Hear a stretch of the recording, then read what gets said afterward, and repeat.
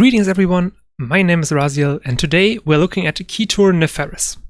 Kitur is the rare warlord of the recently added Blackshields faction, and to be completely honest, when I first saw him I thought he was going to be okay, but not a whole lot more than that. Well, as it turns out, adding Sigismund's old passive ability onto a warlord with an insanely good card pool for playing aggressive, as well as the ability to shield himself, is pretty damn good, which is why today we are looking at Kitur Neferis Aggro, and this is what I came up with. As mentioned, this is an aggro deck, aimed at dealing a lot of damage to the enemy warlord as fast as possible. Kitur himself is basically a 3-attack warlord when going face, and he can also deal consistent passive damage to the enemy warlord when using him to clear troops off of the enemy board. Speaking of troops, the Blackshields have some of the best early to mid-game troops in the entire game. Chieftain Nial is an insanely powerful troop when played on one of the first turns, something made even better thanks to Kitur's high initiative.